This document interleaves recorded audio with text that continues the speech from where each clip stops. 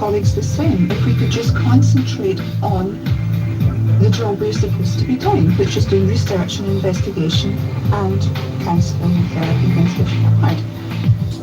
I find the field nowadays more and more to be set by infighting, bickering, jealousies, downright nastiness, lies, gossiping, rumour mongering,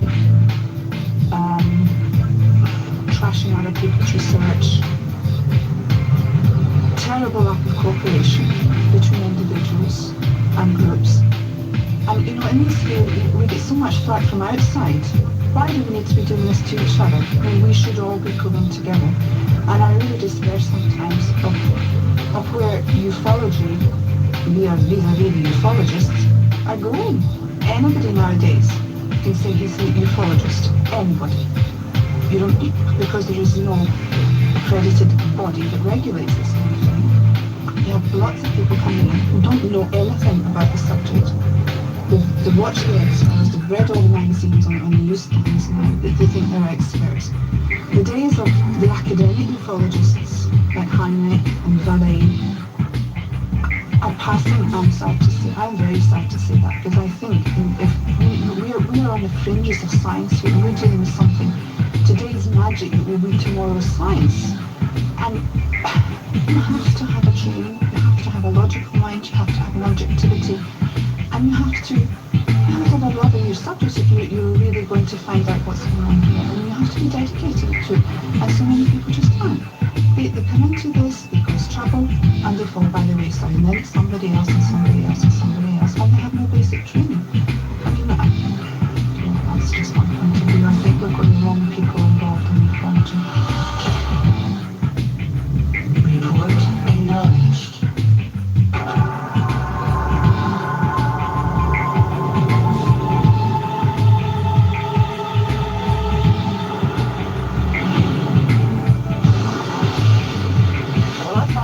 My daughter out of the room. The most got off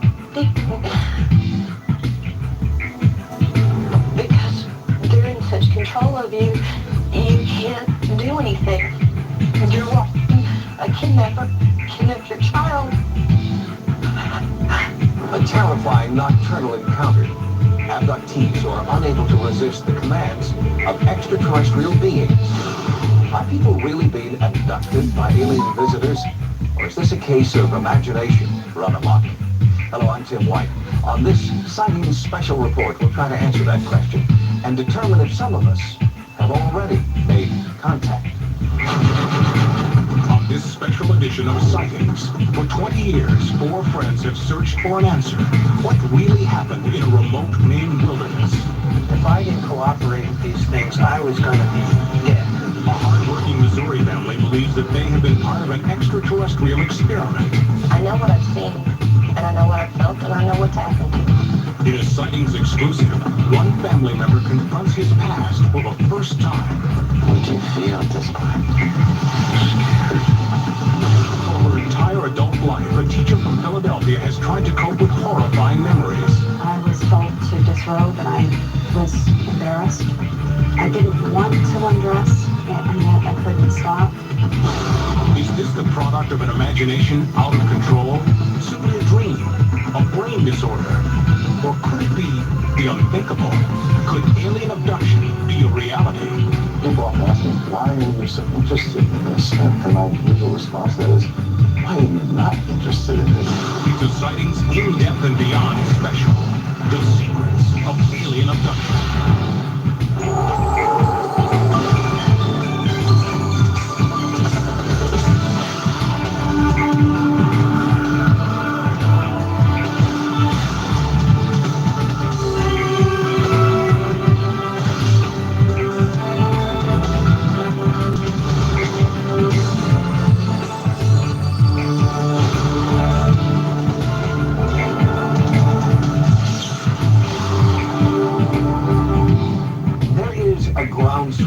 Of the most bizarre kind.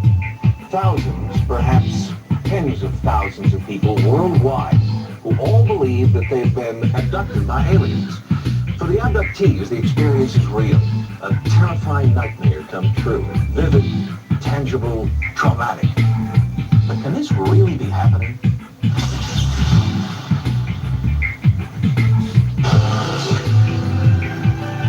It's a terror. You're being kidnapped. You don't know what's going to happen. I hate what they do to me. I hate what they do to my mind. I hate what they do to my body. This is not something I would wish on anybody.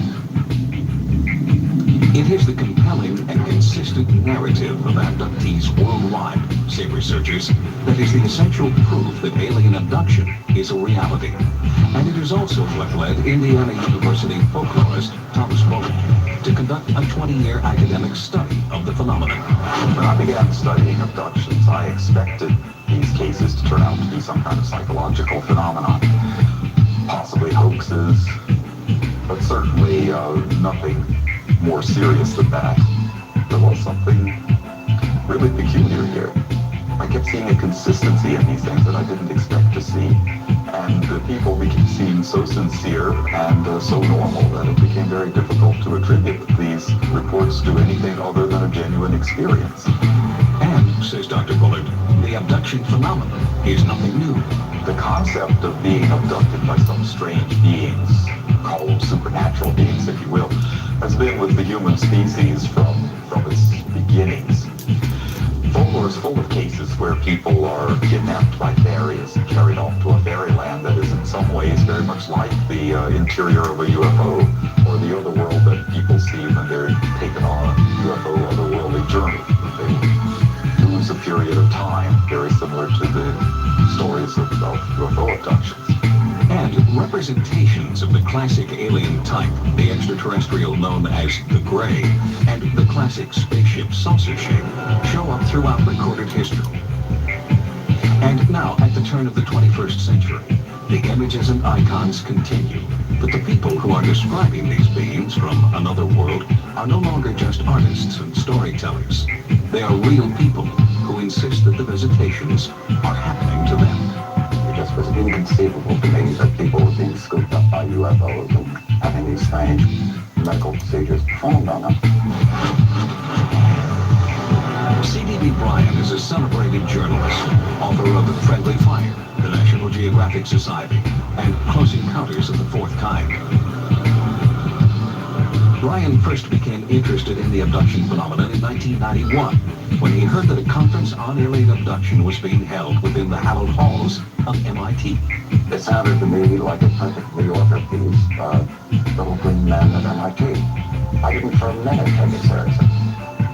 But in the course of the 3-4 days of the conference, I moved more and more towards accepting that there might be a phenomenon here that is unexplained, and less away from the fact that they're all stoically from their head. These people were quite convincing. But because these abduction scenarios are so bizarre, so unbelievable, it's no wonder that the phenomenon has become fair game for comics, cynics, and skeptics. If in fact as many people as say have been kidnapped by aliens have been, it's 3.7 million Americans.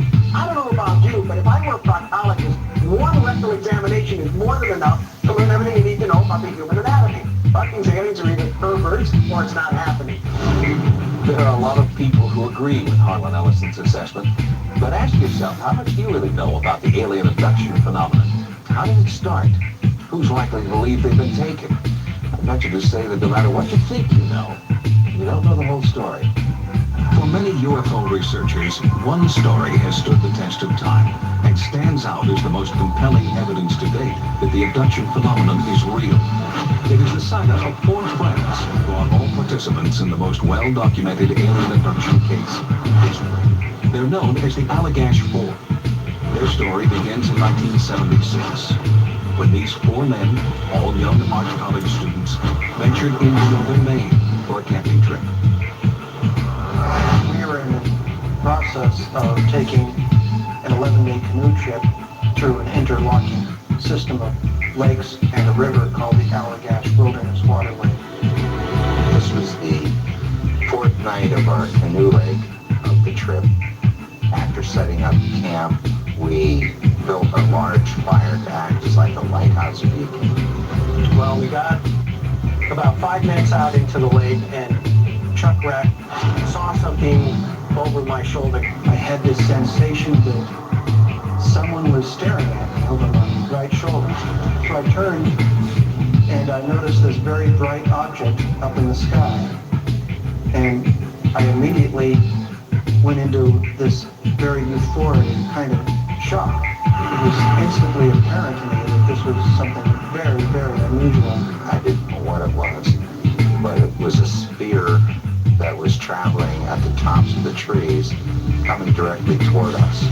But I never took my eyes off this thing. It was changing color from a bright yellow light to streaks of green to streaks of red in such a manner that you couldn't tell where one color began and the other left off.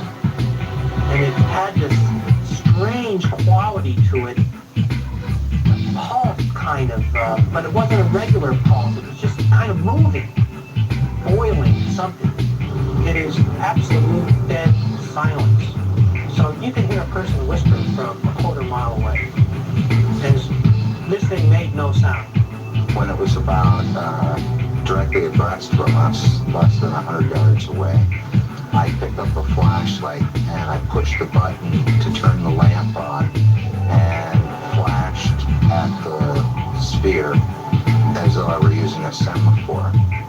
He blinked the flashlight at it a few times, and as soon as he did that, this thing started moving right towards us. It threw this beam out right onto our canoe. We were in a 16-foot aluminum canoe which lit up in the middle of the blackness like a Roman candle. And when it did that, my friends completely panicked and started paddling for shore. And as I'm paddling out, I'm looking over my shoulder at this thing coming, and it's getting closer and closer and closer. And I'm thinking, there's no way we're going to outrun this thing. When we did get back to shore, which seemed like almost an instant later, we turned and saw the sphere was now hovering about 40 feet or so above the water's surface, close enough to us that we felt that we could have thrown an object at it and struck it. And then all of a sudden, it winked out, or at least it appeared to wink out. It was as if the light imploded in on itself. And at first we thought it just completely vanished. And then a second later, we saw this thing taking off. You would think we'd be very excited about this thing and very animated, but instead we seemed to be in some sort of almost somnambulistic shock. I felt dazed, I remember, just drained of all my energy. And I remember I was just sitting there with my head on my hands on the table, and Charlie Foltz was over by the fire poking around at the fire, and he said, "Hey, what about the fire?" I noticed that the fire was extinguished. It was nothing but embers. You couldn't understand how the fire burned out so quick. My reaction was, "To hell with the fire, let's go to bed." But the fire that should have been roaring was very significant, because it was verification that a period of time had passed that the Allagash 4 could not account for. It was what abduction researchers call missing time. In fact, what happened in the Allagash Wilderness in 1976 is typical of how nearly every abduction experience begins. There is a strange UFO, some form of missing time, and initially, no conscious memory of the actual abduction. Most people have had very few truly unusual things happen to them that they could not explain. Most people do not see balls of light that they can't explain. Most people don't see small beings standing around their bed or on their couch. Most people don't have odd missing time experiences of 2, 3, or 4 hours, which they cannot account for. That normally does not happen to people. But for abductees, they have these experiences often. They have a lifetime of them. The number of people I've worked with really includes a range of everything you can imagine. I've worked with everything from a farmer, a NASA research scientist with a PhD degree, a colonel in the Army. I've had 8 psychiatrists come to me about their own experiences, just folks, just plain people. There is absolutely no pattern to the socioeconomic scale. Is no split. The UFO abduction phenomenon appears to be worldwide. Quite early, there were cases coming out of South America, out of Britain in particular. The numbers of cases have been growing almost exponentially.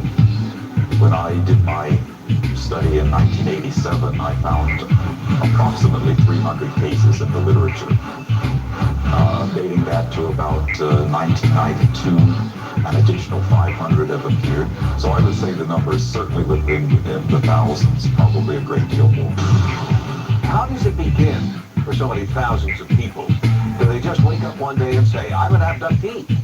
Well, of course not.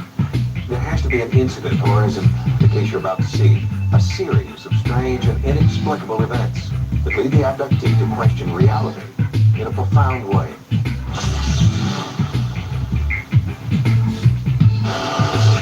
For the Allagash Four, it was a light in the wilderness, then missing time.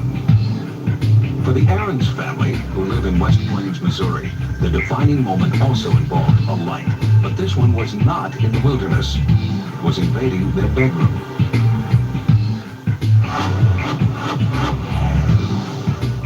I certainly have nothing to gain coming forward and saying I'm an abductee. In fact, I have more to lose, I think, than I have to gain by it. It's an absolutely real experience of my life, and there is no way it's going to be able to make me change my mind. I know what I've seen, and I know what I've felt, and I know what's happened to me. Looking back, 1976 was the year the world turned upside down for Dan and Joyce Aarons. They were just starting out. Their son Danny was 3. Baby Heather had just turned 1. Things were pretty carefree back then, until one crisp fall night. Dan and Joyce had just gone to bed, but insist that they were still fully awake when they shared a terrifying experience. I seen this red light above the window, and I thought there was a fire outside. And I'm trying to scream at my wife, and nothing was coming out. Whether it was fear or some other unnatural force that had paralyzed Dan, the strangest part was that Joyce was paralyzed too. I was laying on my right side, and I felt different. I couldn't feel my body. I was like paralyzed. The only thing that I could move was my eyes. I couldn't speak. I was in my head was screaming for Dan to help me because I thought something was really wrong with me. I was just paralyzed. Then, as suddenly as it had come, the light and the paralysis were gone. As soon as the light disappeared, I was able to move again, and I opened the curtain, and I looked outside, and I said, what the hell was that? And what surprised me was Joyce said, I don't know. And we both just sat straight up in the bed. I said, what the hell was it? And Heather was in her crib, just standing there, and her eyes were huge. I didn't know what had happened, but we just held each other and thought, What was odd when that all happened was we went to sleep and never talked about it again. In fact, for most abductees, including Dan and Joyce Aarons and the Allagash Four, it is usually years before they make any connection at all between the trigger event and the possibility that they may have been abducted. So, how does a person go from just seeing a UFO or having missing time to becoming an abductee? In order to understand that epiphany, it's important to first take a look back at how the entire abduction phenomenon became part of our mass consciousness. September 19th, 1961, 10 p.m. While traveling south on Route 3 in New Hampshire, something happened to Betty and Barney Hill. Something so traumatic, the Hills claimed, that it would take several years and a hypnosis session in 1963 to trigger memories of what had really happened to them that night. In this rarely seen British documentary, the Hills offered shocking details of their experience. We went on board. We took Barney into one room, and I went into a second room. In this room, they did what I would call a fairly simple physical examination. Also, there was another examination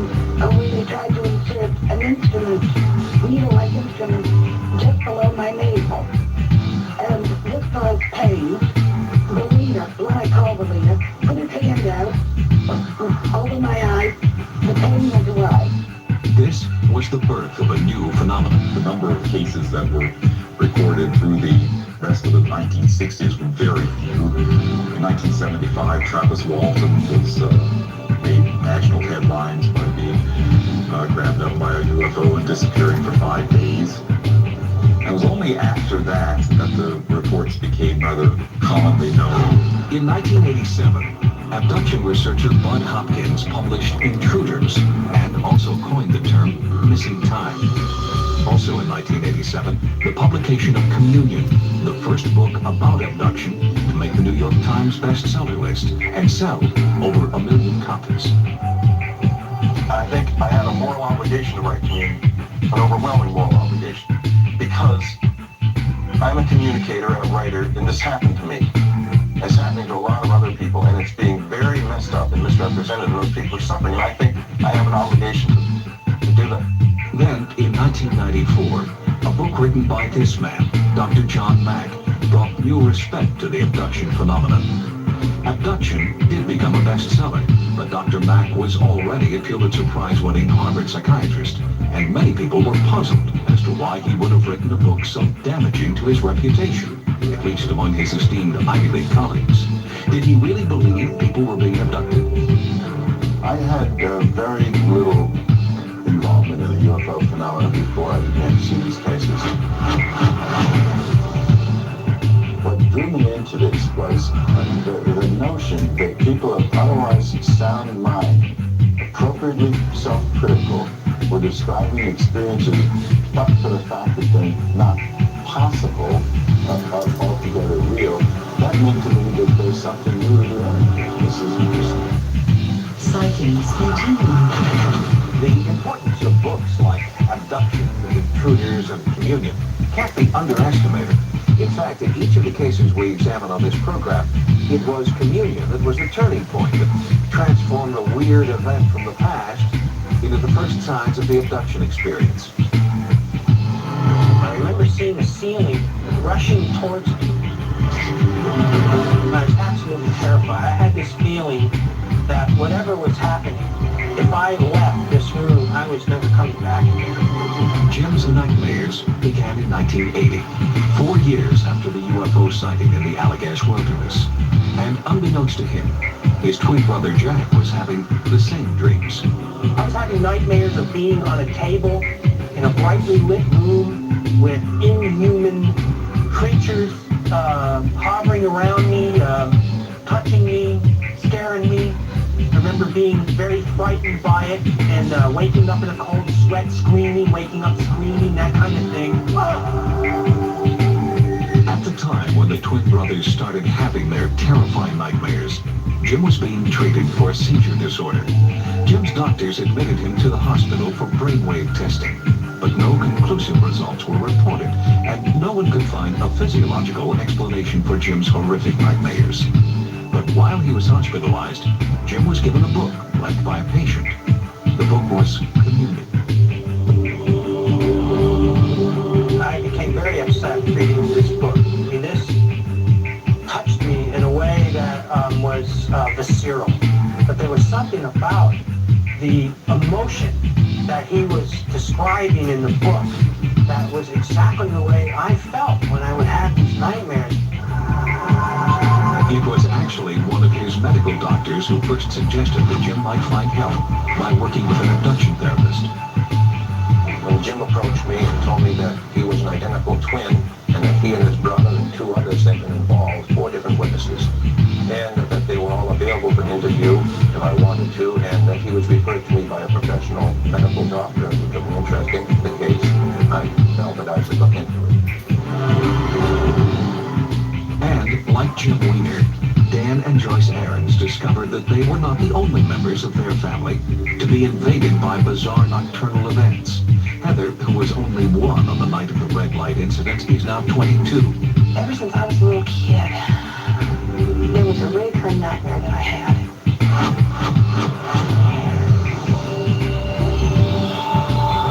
There was this gigantic monster that I can't really explain because the dream had this dark focus to it. But I remembered looking looking into this eye and seeing my own reflection.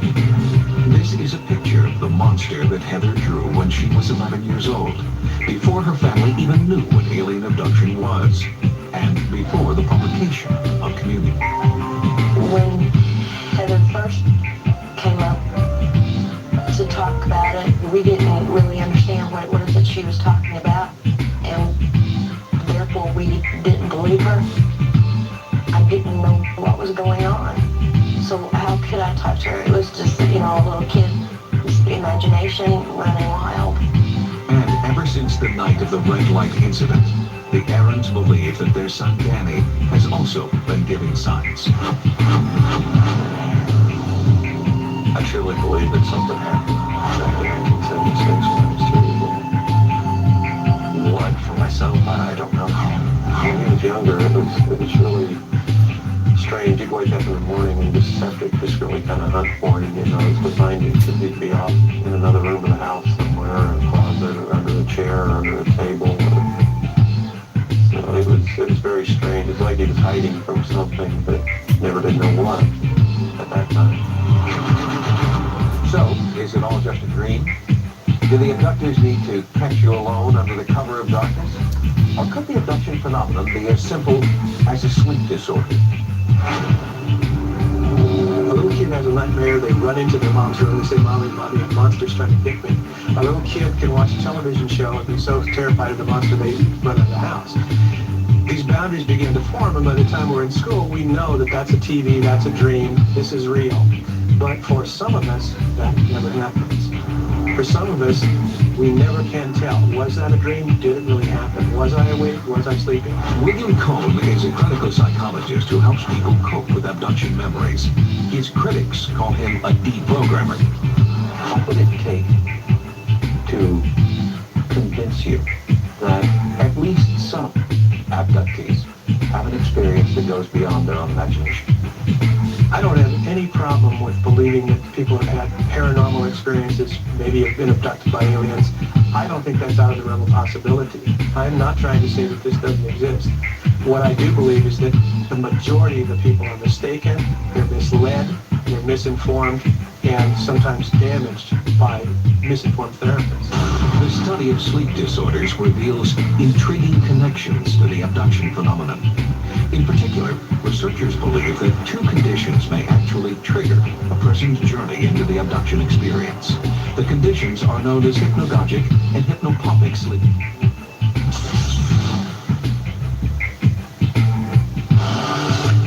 When the hypnagogic or hypnopompic event is occurring, it really is an abnormal state. It's an aberration. It's a superimposition of a part of dreaming sleep onto conscious wakefulness, and those are states that normally don't coexist. So it's a boundary violation in a way. It's a part of dreaming sleep leaking through into consciousness in a way that we don't ordinarily experience. And because of that, we experience it as something very strange, very unreal. Dr. Milt Ehrman is a clinical professor of psychiatry at the University of California, San Diego School of Medicine and president of a sleep disorder treatment and research group. Dr. Ehrman has found that many experiences reported by abductees are also reported by people seeking treatment for sleep disorders. There are some parallels between some of what is reported in alien abduction experiences and some disorders such as the hypnopompic and hypnagogic hallucinations. Those would include the paralysis, at times a sense of an intrusion or even a probing of a body cavity, the sense of having been elsewhere and returning to one's bed. I certainly can't say with assurance that it explains all the events, but it is one way of understanding many of the elements that are present, and it certainly provides an explanation for at least some of these episodes which have occurred. And sleep paralysis during the hypnagogic and hypnopompic states is also an influential factor in the abduction phenomenon, says Dr. Cohn. Sleep paralysis is a phenomenon of waking up, usually early in the morning or just before falling asleep, finding yourself completely unable to move, usually wide awake, eyes can move but nothing else. Very often into the room comes some sort of unusual being. Sometimes they float into the room, sometimes they walk into the room. It's not uncommon for one of them to crawl onto the bed or onto your chest. And that is called in some cultures the old hag phenomenon. In the Aarons case, Dr. Ehrman offers this possible explanation. In trying to understand how two people could share an experience of this sort, I think there are several ways to understand it. The first is that we often do develop a somewhat synchronized sleep pattern with a bed partner related to movement, related to the normal timing of events, and so it certainly is possible that the two of them could have been in a REM state, dreaming state at the same time, in which they would have been paralyzed. And in the case of the Wiener brothers' shared nightmares, the fact that they are identical twins may play a role. I would say that if identical twins have had similar experiences, have been in similar environments, they're probably more likely, almost certainly more likely than two other individuals who have shared the same experience to have dreams that would reflect the experience in a similar, if not identical way. But the key thing here is that a huge number of abductions don't take place when the person is asleep. It takes place when the person is driving somewhere, or in the company of other people, or watching television, or coming home from work, or at a picnic, or whatever it is, and the person is not asleep or even tired.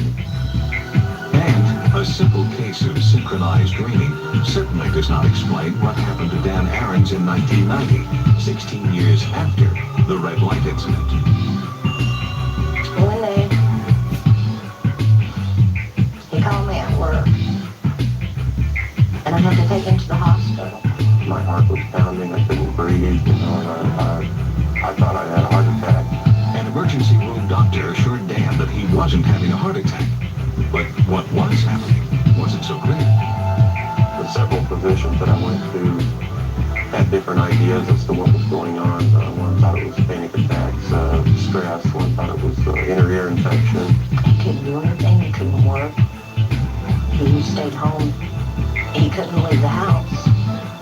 At that time, I realized that, well, maybe there was something, maybe not physically wrong with me so much as there's something mentally wrong with me, or something in the back of my mind maybe that's just trying to come out. What that something was seemed to come out one night while Dan was watching TV. A movie came on that had a scene in it where this little alien peeked around from behind a doorway. Dan was watching the movie version of Communion. I just burst into tears when I'd seen these piercing eyes staring out behind that door. A very split second in my mind, I got more or less a flashback of what had happened back in 1976. He was absolutely hysterical, crying. And I didn't understand what it was. I didn't understand why he was like this. With no real answers from the mainstream medical community, Dan and Joyce had to wonder if the movie, Dan's illness, and the red light incident were all somehow related. Conventional doctors really doing anything for me. It wasn't until about a week after I watched Communion that I was watching a television program that John Carpenter was on. I became interested in dealing with people claiming abductions and this whole phenomenon dealing with UFOs when I realized they were starting to utilize psychiatric professionals who had been trained in hypnosis.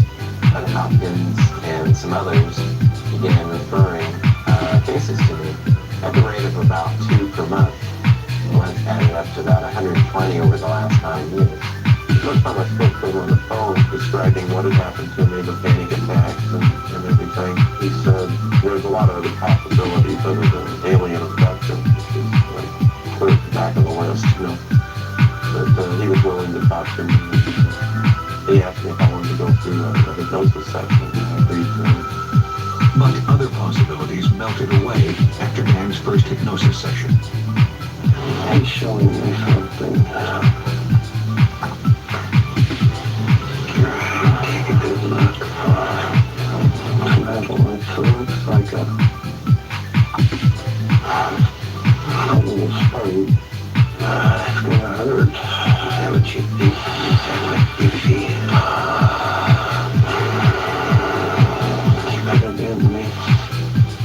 really didn't want to tell anybody whatsoever. My own family, I didn't want to tell. I wouldn't even discuss it with Joyce.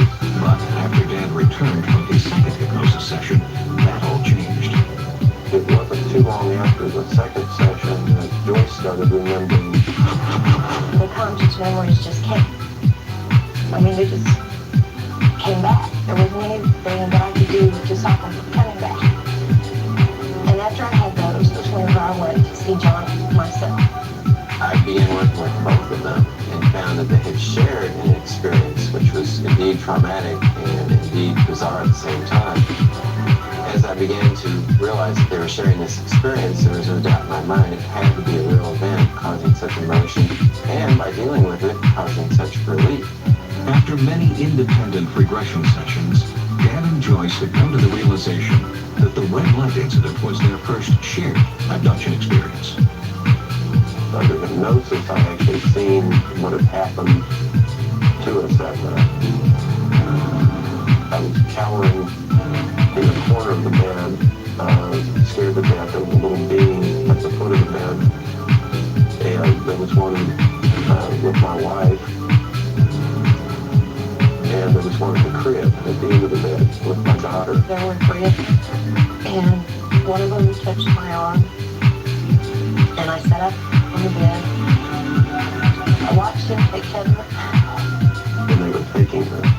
The feeling that I had was so overwhelming as far as the helpless feeling that I had that I just couldn't understand it. There was the most got off people. Because they're in such control of you, you can't do anything. You're watching a kidnapper kidnap your child. You can't do anything and you're standing there.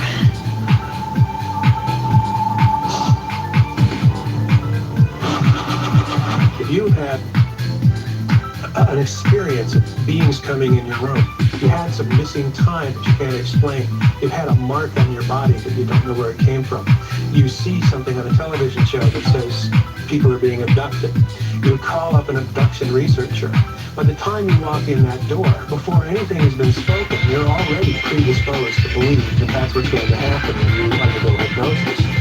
And 5 years after Dan and Joyce began their regression sessions, Heather finally agreed to undergo hypnosis as well. I wasn't sure if hypnosis was real or anything.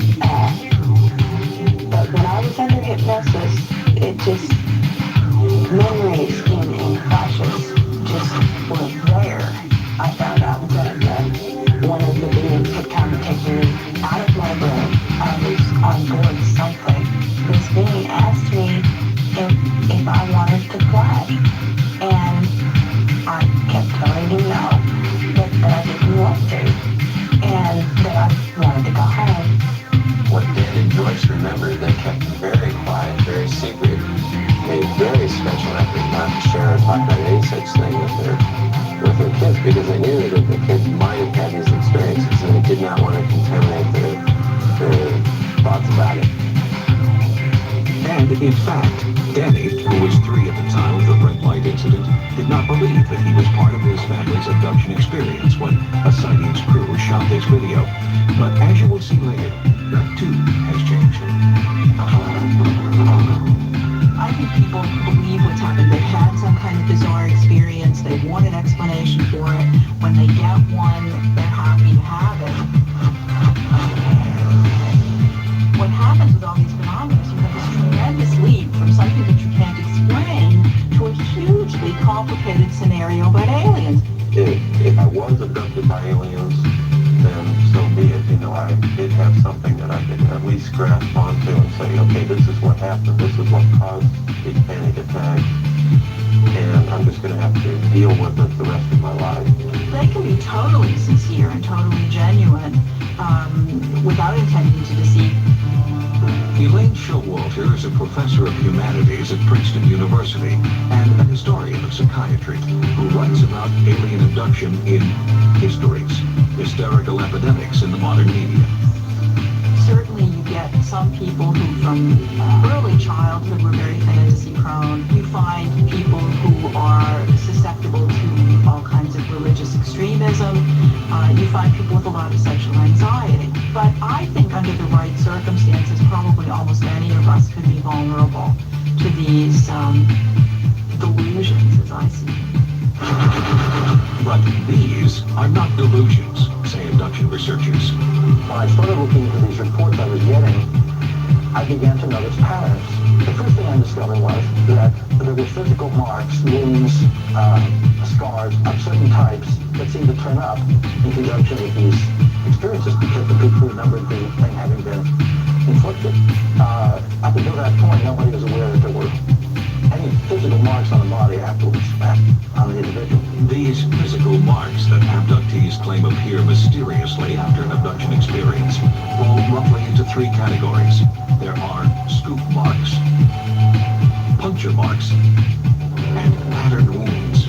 I do try to take the phenomenon seriously, and I do think people are sincere. I don't think we have people who are faking here, but the scars and the material evidence is so ridiculous. Most debunkers or skeptics just don't want to dive into this subject on a serious or scholarly level, and it's much more comfortable, it's much easier for them to believe it's just not happening. Sightings. For the Aarons family, the road to realization began with strange nighttime visions. The Allagash abduction, Jim and Jack's identical nightmares. But what about the other two of the Allagash Four, Charlie Foltz and Chuck Rank? Were they dreaming too? Well, in fact, they were not. But other things were happening in their lives that just didn't have a simple explanation and would eventually lead all four to undergo the same kind of regression therapy that had opened up the abduction experience for the Aarons family.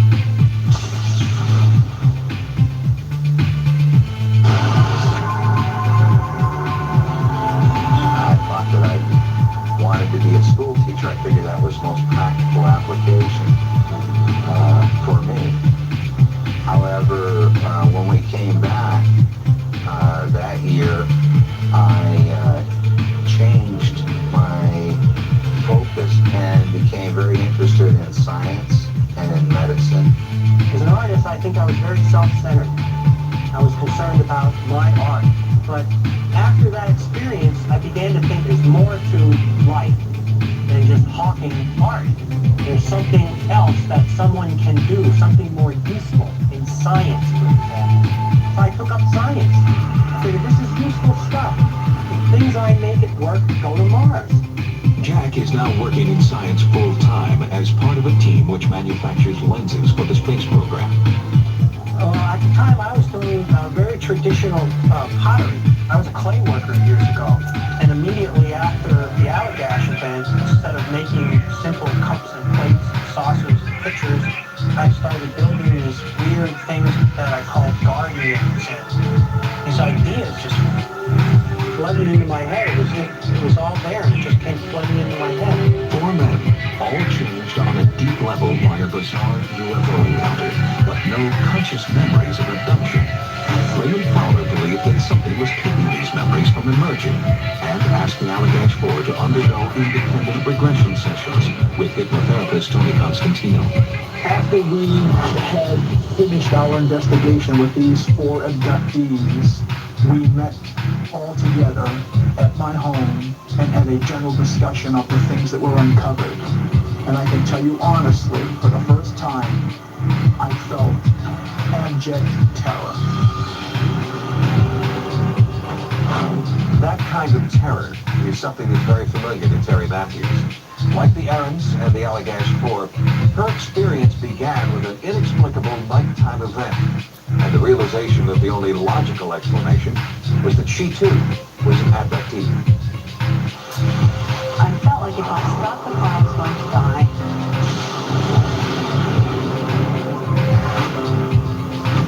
It was 1970, nearly 30 years ago, and Terry Matthews was living in Paris, Illinois, when her abduction story begins. It was the most ordinary of days, but this trip so long ago would change her life forever. I remember looking out the car window and seeing the sun going down to my right. And it made everything red and green. All the colors were extremely vibrant. And the next thing I knew, I was in the middle of a horrible rainstorm. It was black out, so dark and rainy that I couldn't see the front of my car. And the car was being pulled off the road. So I butted the wheels up against the berm of the road. It's a 2-lane road out there, and I was terrified. The next thing I knew, the rain was almost stopping. And I didn't notice what time it was. When I got home, I walked in the door and my husband was yelling at me, "It's 9:45, where have you been?" And I was very confused and of course feeling like I had lost my mind. I mean, here I was, over 2 hours missing. I didn't know why. Since that first experience, Terry Matthews has collected conscious memories of many other incomprehensible occurrences. Her journal is filled with horrifying nightmares, missing time, inexplicable scars, and UFO sightings. Terry always suspected that she might be an abductee, but didn't realize that the night of the freak storm was her link to the abduction experience, until she contacted abduction expert David Jacobs. Most abductees who come to me have what I call an epiphanic event. They have something that is a major triggering event, something that happened, that they remember and they know, and they want to find out what it was. And Terry had this event where she felt she was caught in a tornado, of all things, for a couple of hours. Once I contacted him, he was very, very careful to warn me that if I looked at this, it would change my life forever. Terry says she felt compelled to pursue the truth and agreed to a series of hypnosis sessions. The sessions started to unravel the mysteries that surrounded that drive 30 years ago. Under hypnosis, in research, I discovered that it was an abduction.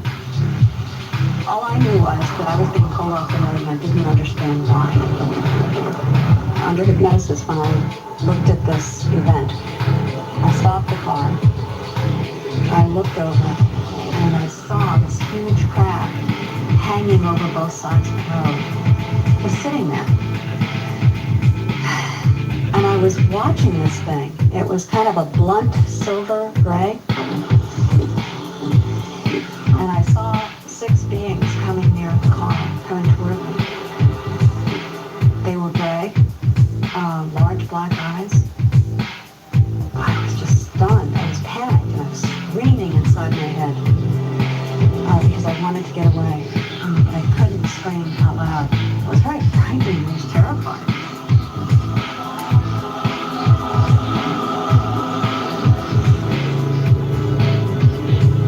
They took me into a room. I was told to disrobe and I was embarrassed. I didn't want to undress and yet I couldn't stop. They told me to take my wedding rings off, which I did. And then they led me to a table, laid me down. I remember them telling me that I was either going to have a baby or that I was pregnant. I wasn't quite sure. But what they had done was remove a fetus from me and implanted another, which was really emotionally hard for me. Oftentimes people have fetuses implanted in them. They have fetuses removed from them. And so the purpose of it, we feel out of production and manufacture of these hybrid babies, these hybrid beings. They've gone in with needles through my abdomen. They have gone in through the vagina and taken out small, what looked like fetuses that couldn't possibly survive. More and more memories of her past abductions resurfaced through hypnosis. Terry became so terrified that for a year and a half, she videotaped herself every night while she was sleeping. She believes that this practice has kept more abductions from occurring, but dealing with the past is an ongoing process. I have witnessed all of my children at different times being abducted. I can see my daughter being violated. I can see my sons being led, knowing that they're going to have to endure. It is exceedingly traumatic. This is a phenomenon that is intergenerational. That is to say, if the mother or the father were abducted, the children are probably going to be abductees, from what we can tell. And so we get families of abductees, and that is the rule as opposed to the exception. Terry Matthews her terrifying abduction experiences because of her sessions with therapist David Jacobs, the Aarons through John Carpenter, the Allagash 4 through ufologist Ray Fowler, and hypnotherapist Tony Constantino. Abduction therapy, it's a common denominator that raises significant credibility issues.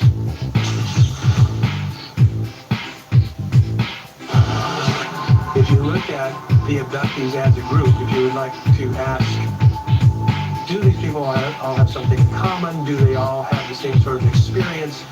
The answer, in my opinion, is that depends on which therapist you go to. The crazier the narrative, the more impressive the expert. Seems to be some kind of inverse relation, so that when you get to alien abduction, you get some of the most impressive experts in the world, and you have people like Dr. John Mack at Harvard, Pulitzer Prize winner, respected scientist. If you look at John's background, if you read the things that John wrote before he was involved in abductions, John has a background of Eastern beliefs, metaphysics. He believes that abductions are in the netherworld between reality and fantasy. He will say, is it real? Is it imagination? Do we have to make that distinction? Well, I do. I have to know what's real and what's not. John does not have a problem with that. But what exactly does John Mack believe? It was a question I took to Cambridge in search of an answer from the man himself. You're not an abductee yourself. I've not had these Is experiences. it an experience that you would be open to if it were something you could invite in? Well, you know, Tim, I have no stake in this. I mean, I'm not trying to work out some experiences of my own. I'm struck by the clinical power of this thing. Dr. Mack, some people would believe that you have staked your career on the difference between dreams and memory and what the abduction experience really is. Mm-hmm. Is the line that clear to you? A great proportion of the material that comes to me from the cases I work with is consciously recalled memory.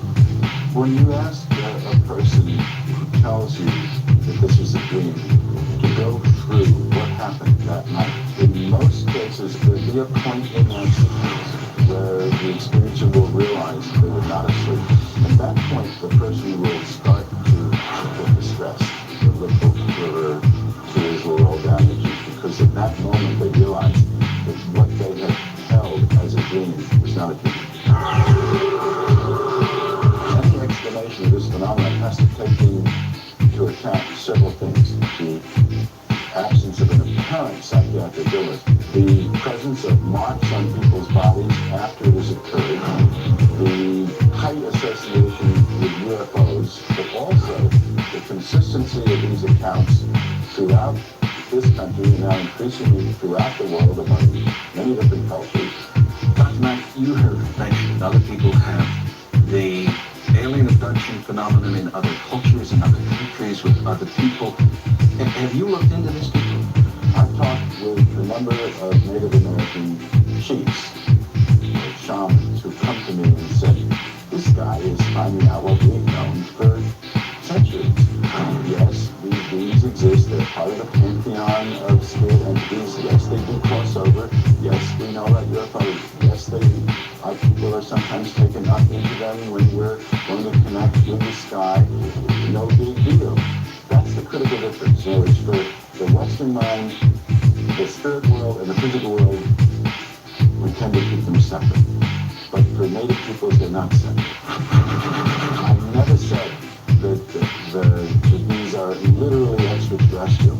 I have said they seem to come from another dimension. They seem to cross over and appear in our material world. There are physical findings that occur that are corroborative. But I've never said this is a purely material, literal phenomenon. Do you have some patients, experiencers who have taught you more or been more powerful in the way they describe the experience than one experiencer said, you know, not only are we not alone, we are really not alone. And this man would agree, but only because he believes that the abduction experience is literally in the mind of the abductee. This is a normal process. It's a normal process because the sense of a presence is built into the brain itself. Experiences are real. We know they're generated within the brain. It's their explanation for how they got there that we would debate somewhat.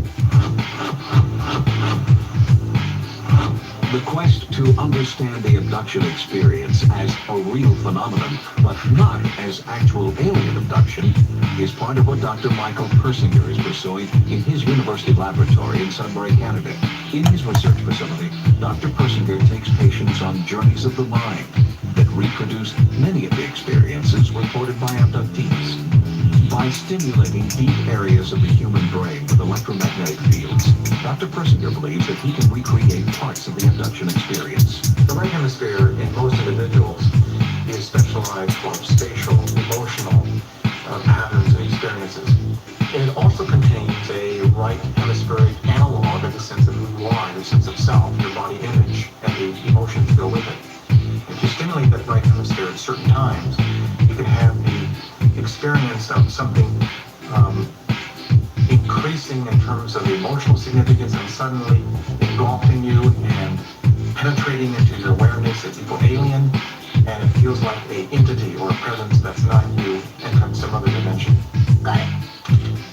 Is that comfortable? Yes. Working with student volunteers, Dr. Persinger is trying to map the actual way the human brain creates the feelings and images associated with abduction.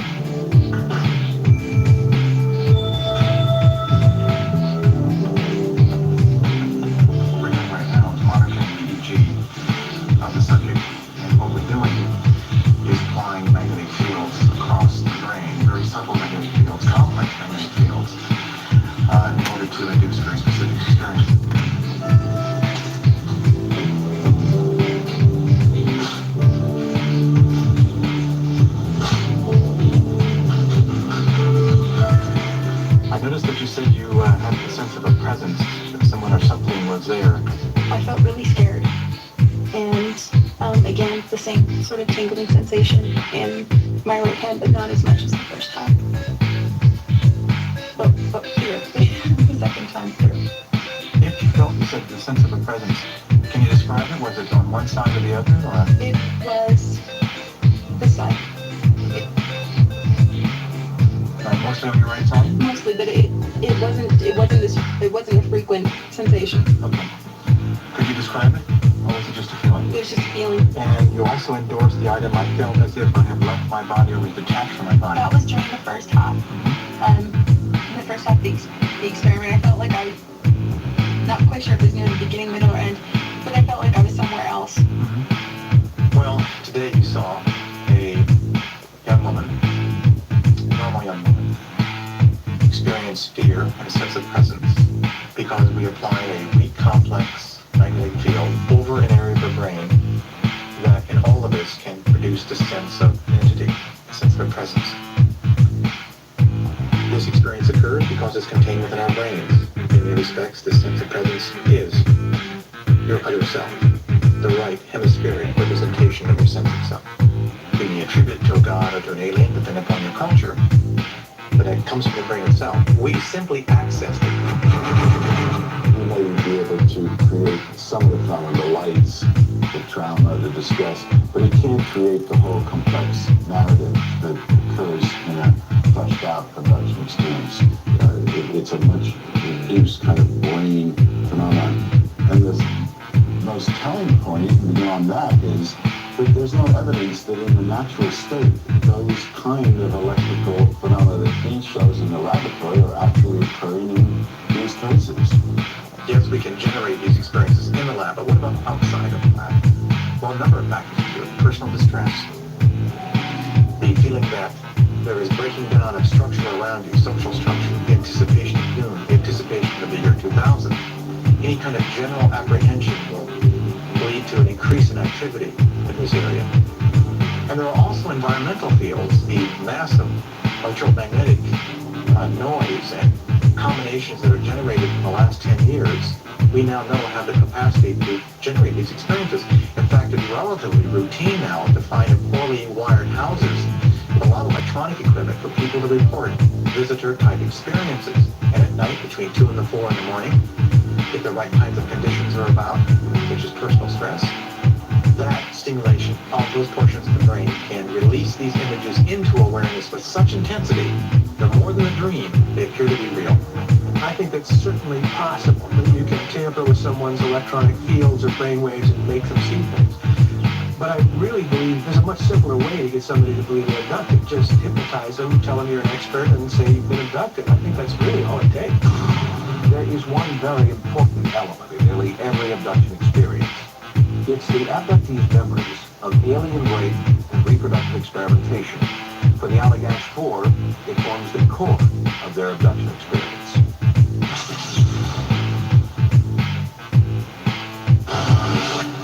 It could have been a spaceship, it could have been some laboratory somewhere, I don't know where it was. And I remember seeing Jack under a light, a bright light coming from above.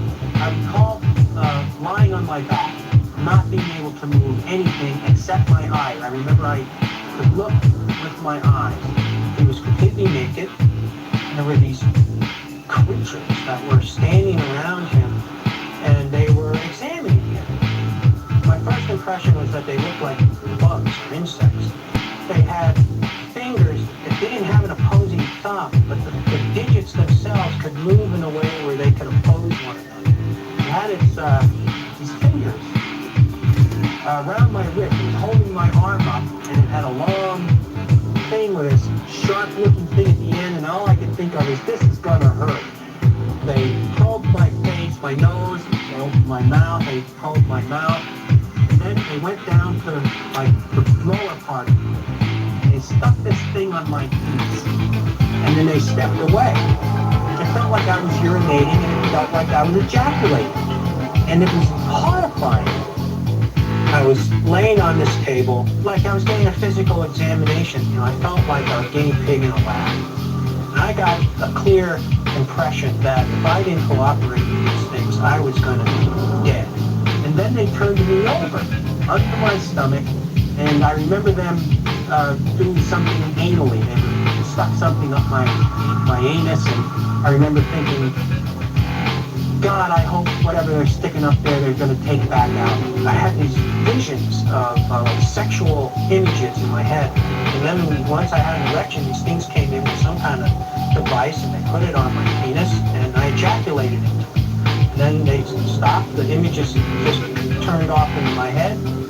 And the next thing I remembered, I was back out into this other room, and Chuck Rack and Charlie Folks were sitting on this bench along the wall, and they were also naked, but they were just staring ahead of them. They were dazed. I struggled to lift my head, and I could see my three friends. They were also nude, and they were seated on a bench, sort of like they were waiting for something and just staring blankly. And I was thinking, help get me the hell out of here. I remember being concerned, especially about Charlie, because they had some sort of device over his chest, and this was causing him some discomfort. And I remember being concerned about that. I felt as though I had been sexually assaulted. I could identify with how a rape victim would feel. Violated, definitely violated. I just felt like an animal that was captured and experimented with and then let go. And they didn't ask my permission. Each one was reliving a real experience with emotion and trauma, and each one was reliving it from the situation on the craft where they were sitting or standing. So if you put it all together, it was like a hand going into a glove, as it were. Fit perfectly. This story seemed to be a rational explanation for the things that I had been experiencing. We were abducted. Hey, I'm happy I got out alive and I didn't really get hurt. But this was not a dream. We were there on the water physically. This thing was a physical reality. It had to be. That's the only explanation that made sense. Psychic abducted. And why? This is the way the data pushes me. Is that we're dealing with some kind of intelligent being from somewhere else. I don't know what that is. They're not from Nebraska. But from what people have reported they're undergoing themselves, it would seem that these non-human beings are interested in human DNA, our genetic makeup. They're interested in trying to blend their genetic makeup of ours in some way to create some kind of hybrid species. In medieval times and in the 17th century, and very much during the witchcraft trials, people would tell stories about being visited in the night by demons, incubi or succubi, who would ride them sexually and rape them and extract their vital bodily fluids and so on. And I think some of the narratives we're seeing are very similar. But that explanation is inadequate, says Terry Matthews, as an explanation for the pain and humiliation of her very real abduction experience. It was pure instinct. I was surviving at that point. I was sure I was going to die. Terry, I'm going to count to 10. For sightings, Terry has agreed to undergo a particularly difficult regression because this one will probe the genetic agenda of her abductors. I want to take you back to an event that happened to you when you were around 22 years old in about 1970. You were in a car driving near Paris, Illinois. It just feels very peaceful. So you're feeling very nice. The regression that we did with Terry was over an event that happened to her some years ago that we had already done a regression on almost 3 years ago. And she actually remembered a few other minor details of it that we didn't know before. It's a woman. You mean not a human woman? She doesn't look normal. Her eyes are big. And her.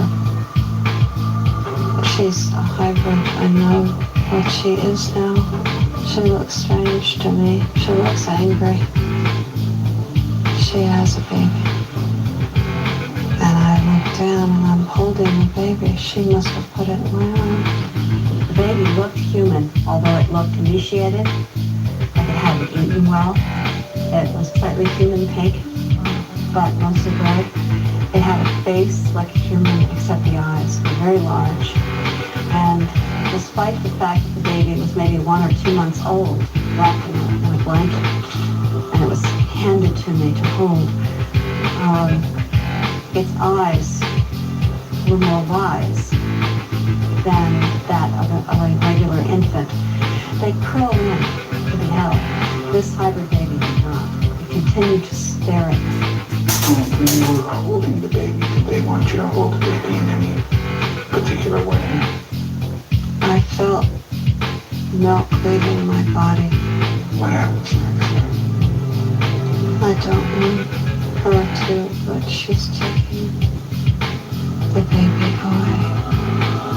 When they took the baby that she was feeding away, she wanted to follow this woman who had the baby. It was a very traumatic thing.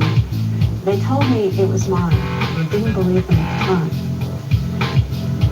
But I kept feeling the loss of it when the adult hybrid woman took it out of my arms. I cried. At least I wanted to cry. I wasn't able to cry. The grief was so deep in me. And I never completely understood that. She was taking the baby from me, and I feel anger. Anger that because She doesn't care for this baby. It's not like she's her mother. all the way up. You can open your eyes if you want. She's kind of reliving it all over again, and she remarked afterwards what a strong emotional reaction she was having, and how she was very much involved with the sequence of events that was occurring to her all over again. I could have gone my whole life and not redone that again. Sorry about that. Sorry. I thought I'd enjoy it, you know? Well, that's what Seeing you sort that of thing said, go yeah, down, but I don't- the emotions really weren't there, which is sort of why I asked No, you. they were there. That was the problem. When I think about these hybrid children, this is when I really get choked up, because they're the true victims. Because what's being bred out of them is what's in us. Our ability for compassion, our ability to feel, to love. They have to relearn it. Who else? Terry Matthews is now leading as normal and as good a life as she has probably ever led, and is happier now than I've ever seen her, and is getting on with her life, even though she is absolutely and positively an abductee. The whole setting of hypnosis has a sexual nature to it. I am a powerful hypnotist. You are a subject. I am going to put you into a state where I can control your will. That is very seductive in itself. If you decide to surrender your will, we have colluded in a seduction. It's not surprising after a while that something sexual would emerge from that, and that's what's happened time after time after time. Look me right in the eye, Nietzsche. Right in the eye. You didn't really kill my head.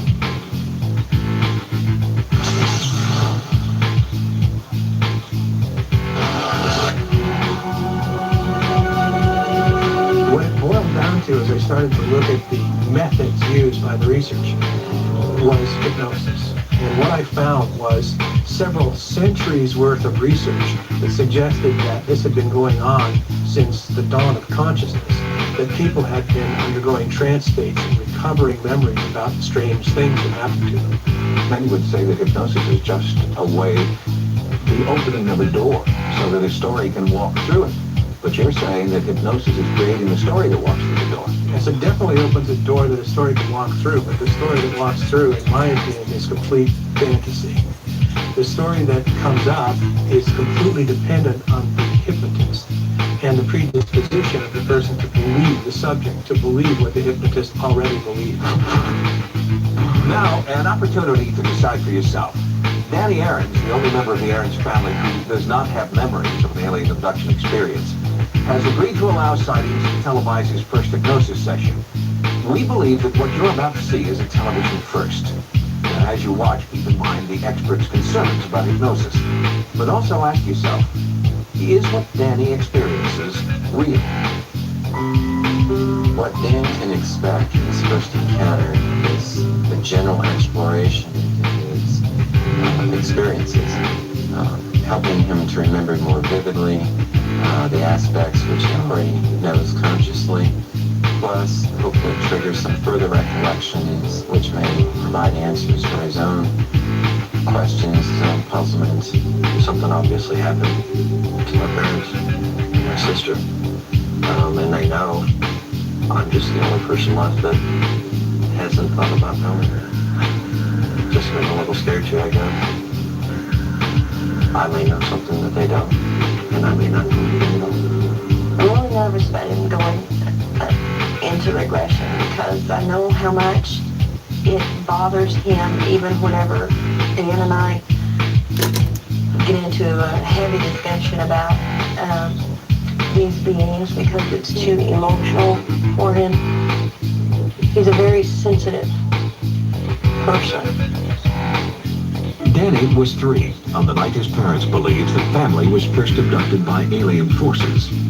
He has no memory of that night, but ever since then, Danny has had a recurring dream about a strange figure threatening his family. John Carpenter believes that this recurring dream should be explored in Danny's first hypnosis session.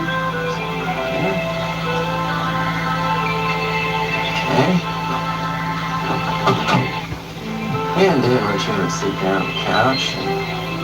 Danny has asked his mother and his girlfriend to sit in on his hypnosis session. Good to see you again. All right. Well, I understand that you've had some interesting experiences or something. The family was giving me a little bit of background on it, but I'd like to hear from you exactly what you think might be a little different in your life that we might need to explore. Well, we talked about a recurring dream that I had since I was a child.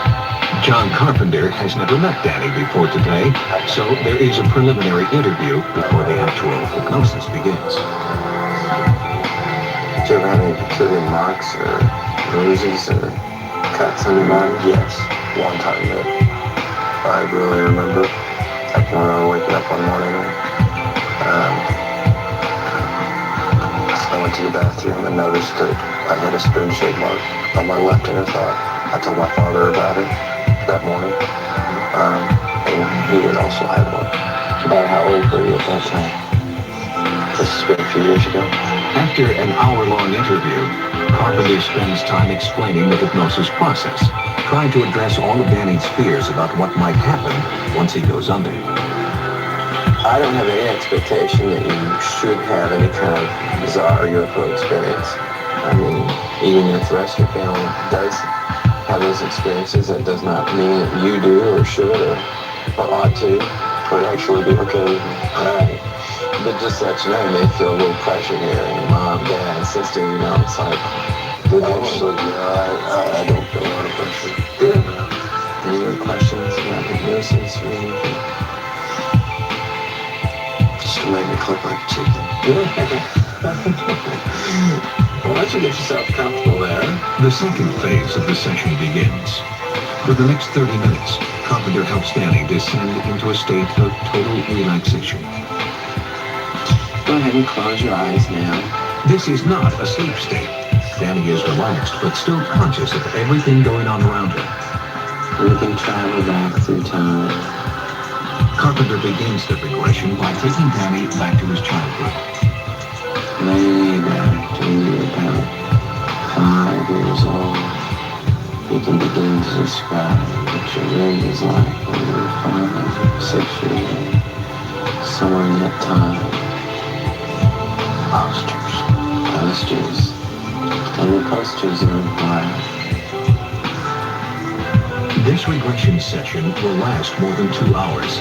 It is a slow, painstaking process, but we've condensed down to the key moments. Where exactly are you when that dream begins?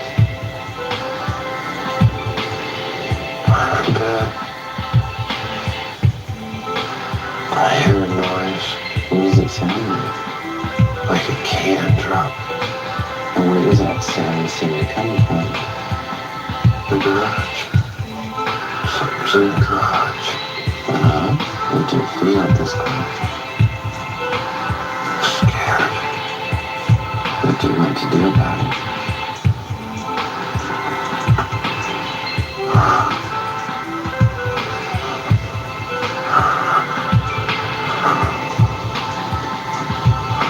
I don't want to look.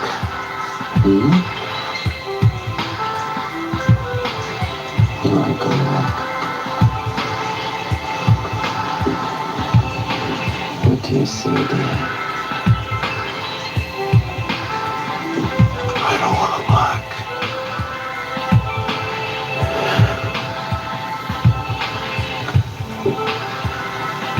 What happens now? Do you recognize where you are?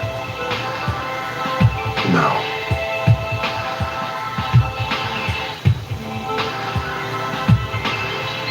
Deborah. See anything like it? No. It's all stone. There's 2 of them standing there. No fall. Oh, big head.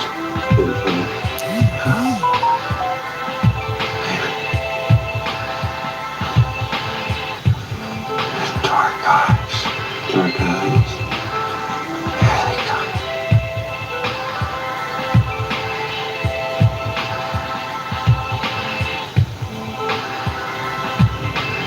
How's that feel?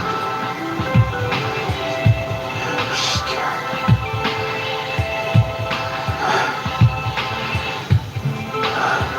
What color hair did you have? Oh, I have purple. Okay. Well, you should be able to see the image pretty well.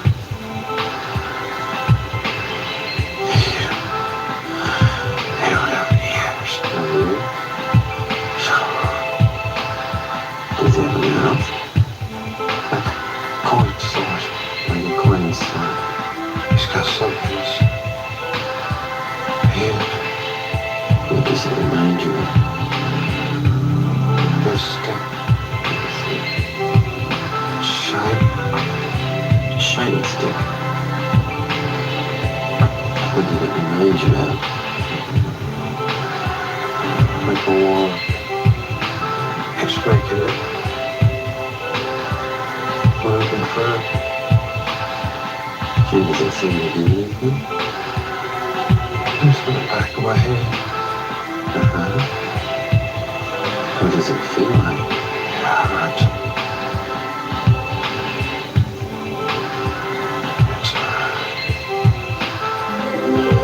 After more than 2 hours under hypnosis, John Carpenter slowly begins to bring Danny back to full consciousness. You work really hard. You're gonna bring me slowly back.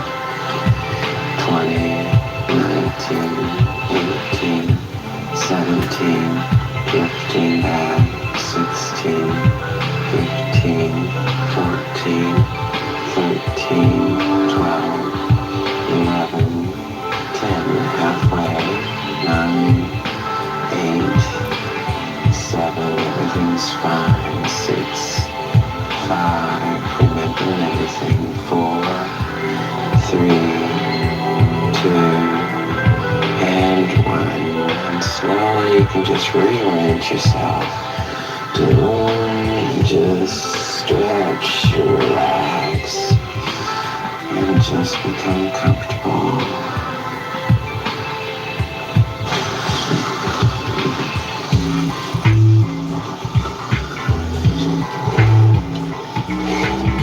Dan, I think your mom knows exactly what that feels like.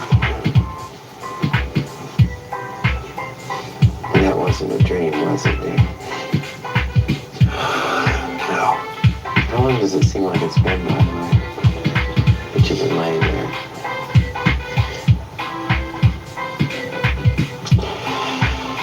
Maybe 15 minutes. 15 minutes? More than 2 hours. No one here could testify it's 2 hours. At the end of the session, Danny left abruptly and later told the sightings team he was too upset to talk about his experience. It wasn't until 3 weeks later that he agreed to do a short interview. If it's never happened to you, you're fortunate.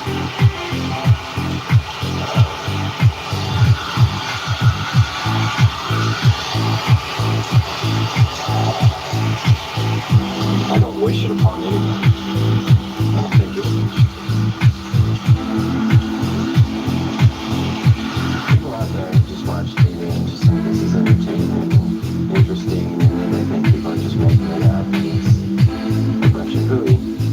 That is something which they will not say if they sat through these sessions and actually felt these people's confusion and trauma and absolute panic at times over what they're experiencing. They didn't want it, they didn't need it, and yet they find themselves deeply involved in this phenomenon.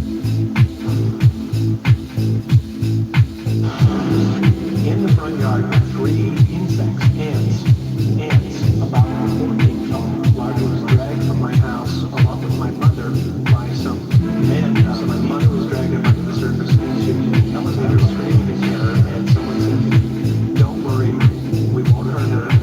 3 objects in the sky. Is this possible? I said, "Is this possible? This could have happened to me." This vivid, nightmarish account is typical of those routinely experienced by alien abductees. Yet these dreams were experienced by the same man who is now a leading critic of the abduction phenomenon. What's about the dreams that you had that made you think you might have been an abductee? How old were you? I had 3 dreams when I was about 4 to 5 years old that stayed with me my entire lifetime. I always thought about them. They were always in the back of my mind. I always just chalked them up as bad dreams. As an adult, I had several very unusual episodes where I awoke in my bedroom, was fully awake, completely unable to move. Into the room came several beings, stood around the bed. At one point, one of them actually climbed on the bed. I could feel the weight of the being on the mattress. I could hear the mattress springs go down. I found it hard to breathe. At that point, I began to become terrified. I started to struggle. A voice said, "Wake me up. We better go." The beings walked out of the room. My bed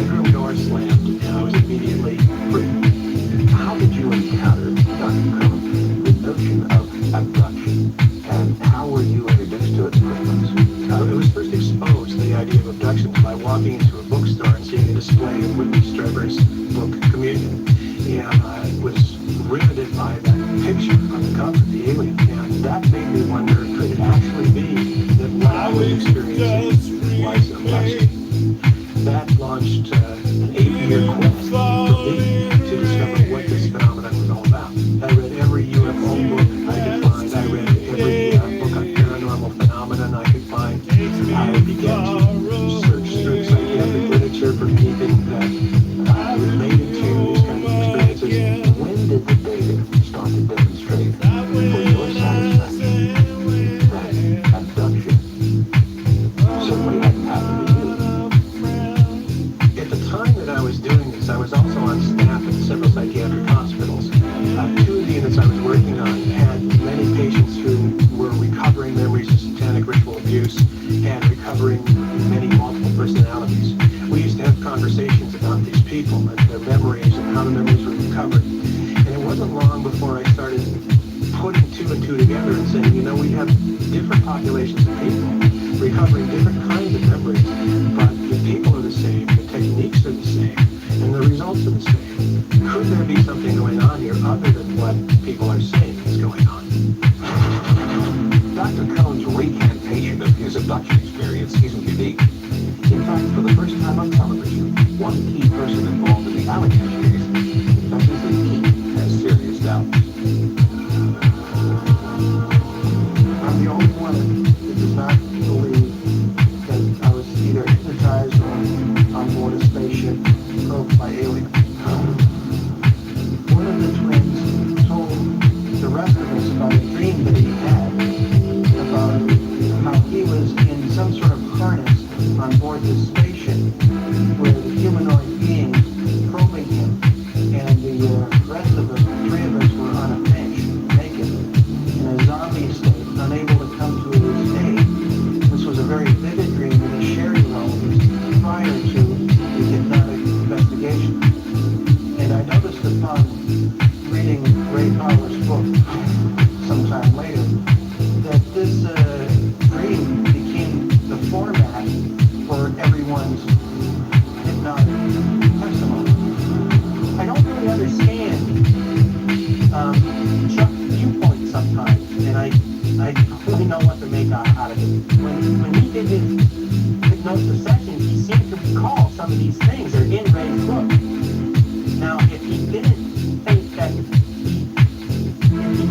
was abducted, why didn't he just say so? Most abductees who have had this experience remember that the experience was of a psychological nature. But when they actually come to the conclusion that this may have happened, it's a different story. It's still rather not believe it happened. Possibly, Chuck feels this way himself. I don't believe in abduction at all. I believe that there has been some contact, limited contact, between aliens and human beings. But I don't think that there's any kind of hostility or menacing kind of activity that an abduction would imply. I think that the leaders of Charlie Falls were greatly influenced by the media. If I was for media attention, I can think of quite a few other ways to get it. Besides claiming to be abducted by aliens. The last thing I would want to do is bring attention to myself in a way that is going to cause grief, have people disbelieve me, have people think I'm a whack-a-mole, have people call me a liar. Every negative thing in the book comes with this. Why would anyone in their right mind deliberately bring that on themselves? I don't think so, no. I feel very comfortable that if the same type of evidence that we have collected for the reality of the Allagash abductions was collected on some criminal activity that it would actually put a person in jail. But because of the bizarre nature of the case, it's not enough. People really want proof. People often ask me, why are you saying just my individual response that is, hey, not interested in this. What would be more important than the possibility that you're being visited by some kind of beings, aliens, energy, intelligence, whatever you want to call it, that is new to our accepting experience?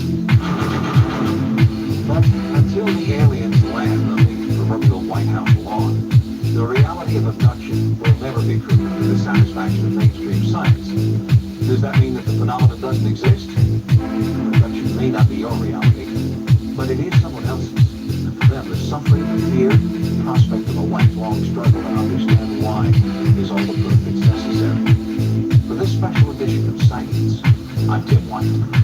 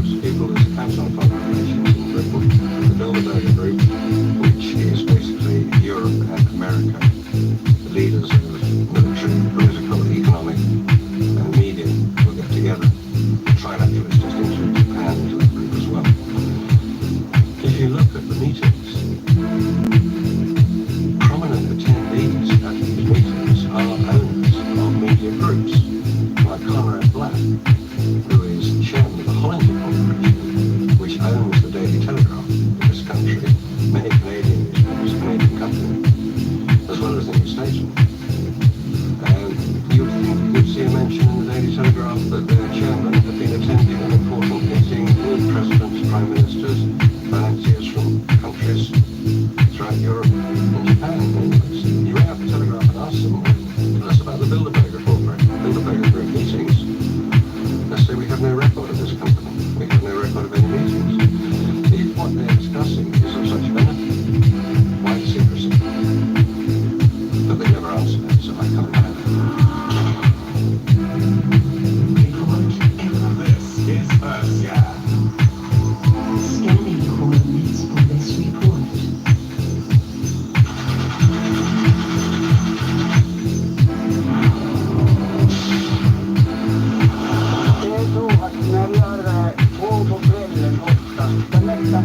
marken och så brukar jag titta på satelliter när de kommer och går. Och det var då när det kom fram en dörrmål som var ungefär lika stor, en 10 centimeter i diameter. Och det kom fram ifrån jordens skugga, det kom fram för en röst och sedan kom det fram helt att det var, jag såg att det var en rund. Alltså föremålet såg när det kom ner. Det såg ut så här. Så. Jag såg alltså överdelen när det kom ner. Jag såg att det var en upphöjning mitt i. En kupol kan man säga. Det såg ut så. Alltså, när den kom utifrån. Det kom fram alltså ifrån jordens skugga. Det kom fram så här. Och det kom fram ner. Och sedan vände det neråt. Och det var rasande fart. När det kom ner. Ungefär 5 kilometer, 4 till 5 kilometer svängde det till. Jag trodde absolut att det stöttade i Göteborg. Vid det läget. När det kom så långt ner. Jag trodde att det var något skrot eller något. Men att det var det inte, för det ställde sig i Högkant istället och flöt över Göteborg då. Och jag följde hela tiden med blicken. Och den hade 4 små ringar alltså under. Det var botten eller den under. Och det var en stor ring i mitten. Och sedan var det en ring upp och en ner och före och bak. Och jag skilde de här ringarna åt därför att det var ljusmörkare än själva Argos. Och jag märkte att det var inte någon ljusfenomen utan det hade blivit någonstans. Det var så vackert och det var så regelbundet alltså. Alla de ringarna var exakt ifrån varandra, före och axel och ut och ner. Och den mittersta ringen var rätt stor. Ja, det vet jag i alla fall att det finns inte i våran jord. Det finns inte än. Ingen av oss människor klarar sådana rörelser som det gjorde. Så snabba svängningar och det är hemska G-krafter som alltså utsätts för. Alltså vi människor. Men de hade inga röster. It's a premiere show now on Discovery Channel, and the arguments are simply persuasive in Chariots of the Gods. The great mystery of the human condition is, why are we here? Who are we? What are we? Where did we come from? Where are we going? I think we're a species with amnesia. We have absolutely no idea what we are. The human present is just a blink of an eye in the story of mankind. There's a vast eons of thousands and hundreds of thousands of millions of years of evolution behind us, and all the links are missing.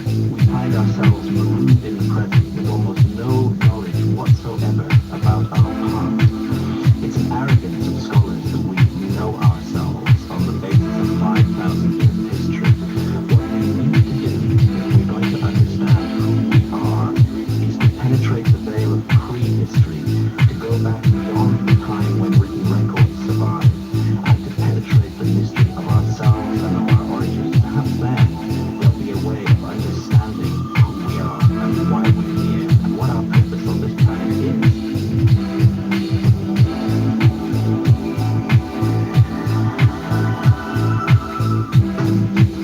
A controversial theory has thrown a different light on our very existence and origins. Was Earth visited thousands of years ago by another life form who imparted wisdom and technology to our ancestors? This theory contradicts orthodox opinion and claims that we have been visited by beings from another world. 30 years ago, Eric von Däniken challenged science with his controversial book and ideas, and he's still challenging the world with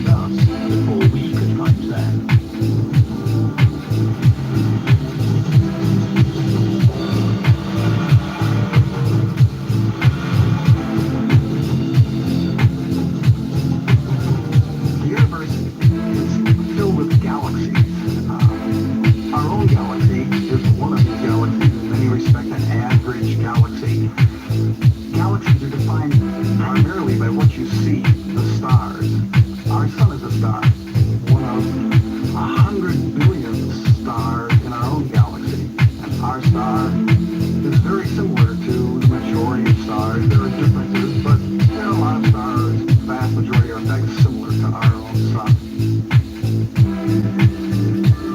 The universe, an infinite mystery. For thousands of years, human beings have looked at the night sky with awe and wondered, is anybody out there?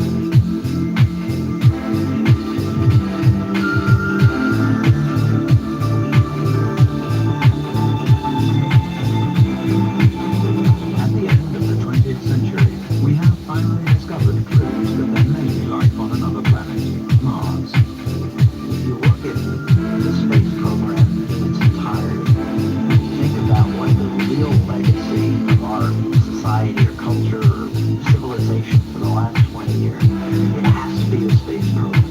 Here's the first time that we understand where we live in the solar system.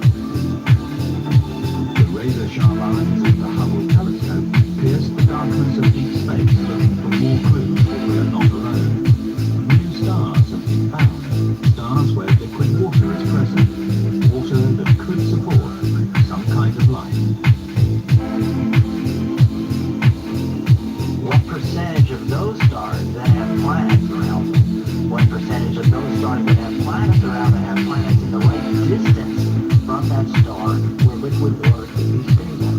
What percentage of those actually have liquid water on them? What percentage of those actually could have potentially had life start? And no matter what factors you put besides all of these, there's so many stars in the universe that almost certainly somewhere there's another planet not too unlike the Earth that has liquid water on it, and probably had it for some period of time. So the question is that all you need? Do you just need liquid water to get life going?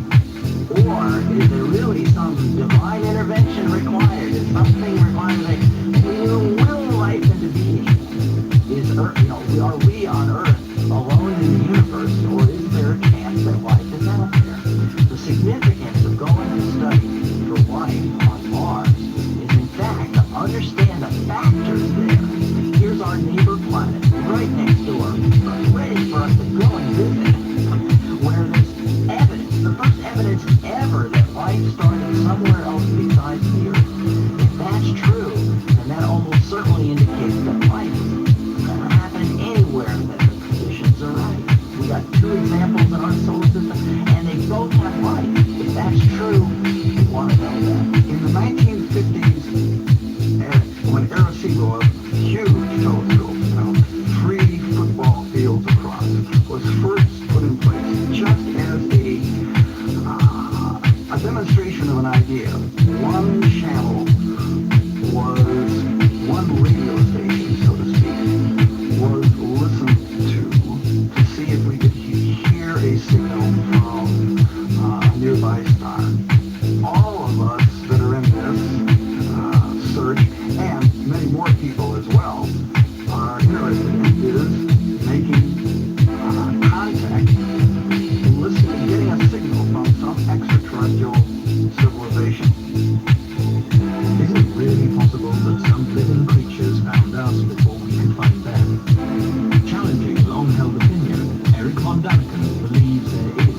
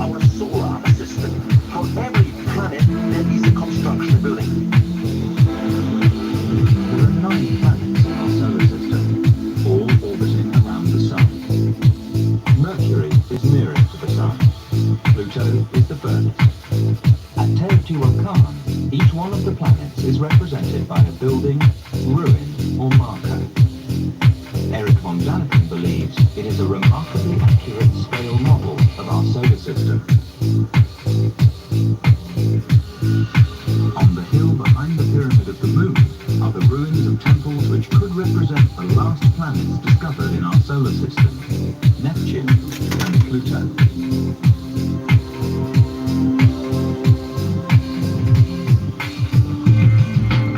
Halfway around the world is Egypt, one of the oldest civilizations on the planet.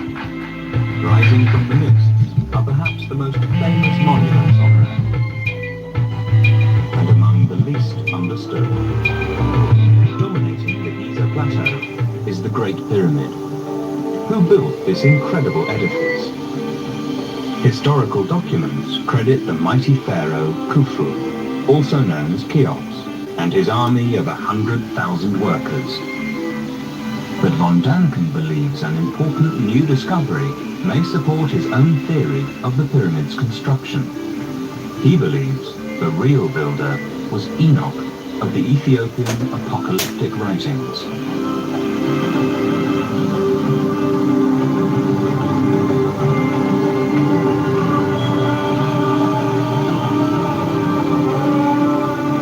Eric von Daniken believes that Enoch was warned by the gods that a great flood would destroy civilization. Enoch built the Great Pyramid to protect ancient texts from the rising waters. He designed secret chambers carved deep inside this mountain of stone. Were the gods who foretold the coming of a flood really extraterrestrials? Von Daniken believes the answer may still be hidden inside the pyramid.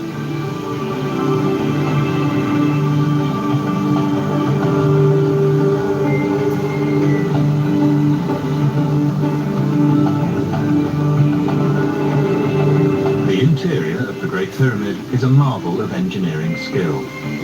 A long tunnel leads to the magnificent Grand Gallery.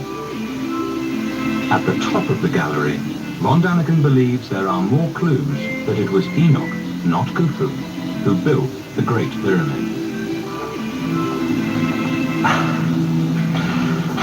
This is the so-called King's Chamber. Simply gigantic. As you can see, there are absolutely no hieroglyphs. Empty. If Khufu was a tyrant, then the walls would be full of inscriptions praising himself or his gods. Von Daniken believes the blank walls of this chamber indicate that the pyramid was not created to serve as Khufu's tomb. But there's more. Many wonder how the pyramid was built.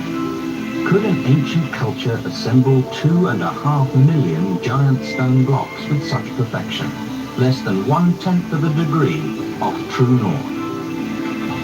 Von Daniken believes these mysteries could support his theory that the Great Pyramid was built by Enoch following his warning from above, teachers who descended from the heavens. If so, where are the secret chambers filled with ancient texts? Only recently has modern technology allowed investigators to attempt to unravel this great mystery, which has challenged scholars and archaeologists for thousands of years. Some ancient text says that this pyramid was constructed before the Great Flood and many secret chambers should be in here. Could this shaft maybe lead to one of these chambers? In 1993, German engineer Rudolf Gantenbrink designed and built a robot to explore this mysterious shaft. The tiny machine was equipped with a video camera and remote steering. Its mission? Follow the shaft into the darkness in hopes of discovering ancient secrets.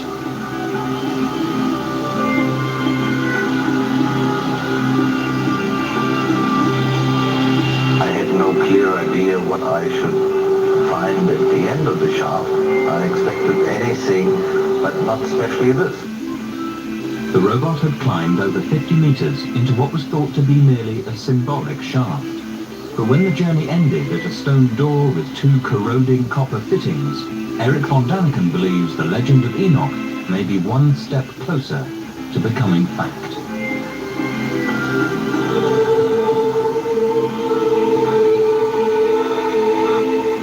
What we see in the camera from the robot is just the backside of the stone. Gutenberg believes the stone might have been lowered into place by means of a rope. The copper fittings would have prevented its removal. Could this door lead to the secret chambers Enoch was told to build?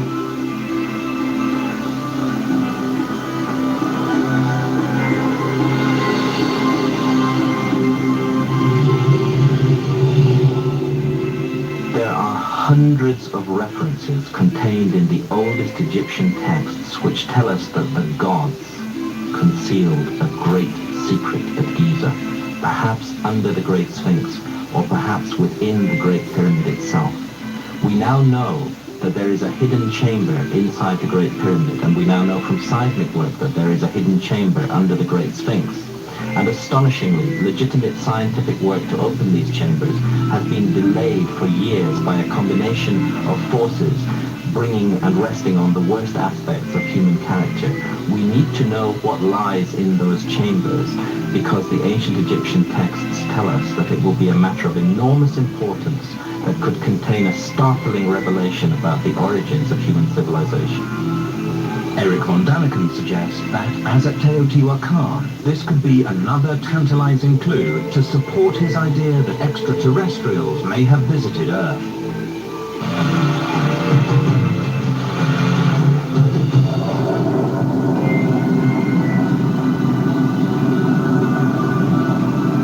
The dream of flying has fueled our imagination for thousands of years.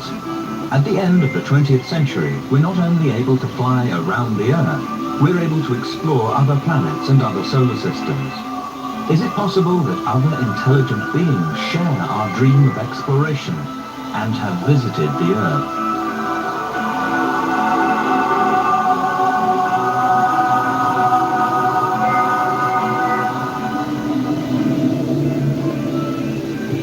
These illustrations were drawn from descriptions in a Hindu text of ancient India dated to the 4th century BC. They describe what some scholars believe are giant vimans, or flying machines. In Yugoslavia, images like these were found on a medieval fresco dated to around the 15th century.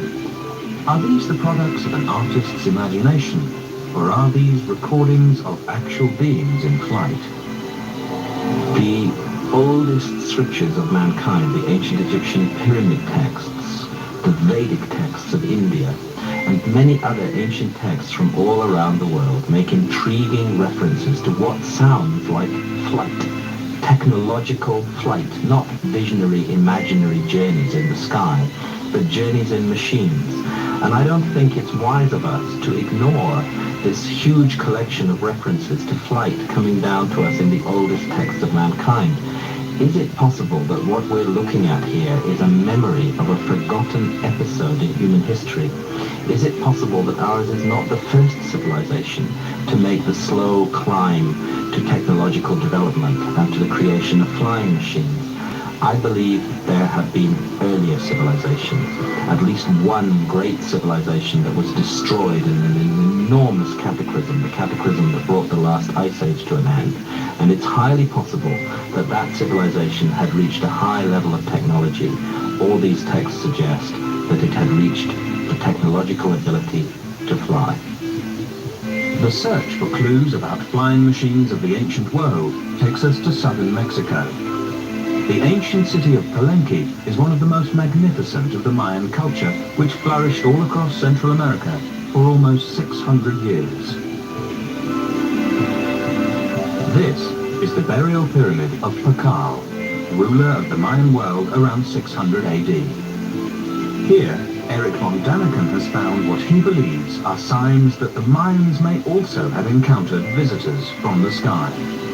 Pakal's ornate sarcophagus is rendered in exquisite detail. The lid is a beautifully carved image of the dead king. Eric von Daniken believes this relief might show Pakal in some kind of spaceship. He sees that Pakal is seated in the reclined position like an astronaut in a space capsule.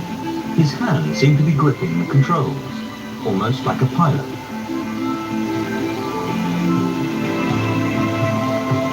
His nose appears to be attached to a breathing apparatus.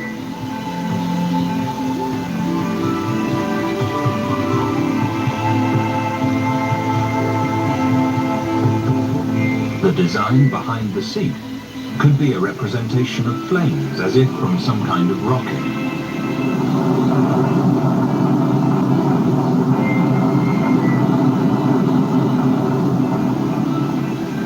In the jungles of Tabasco, von Daniken points to what he believes is a clue that ancient astronauts had indeed visited this culture.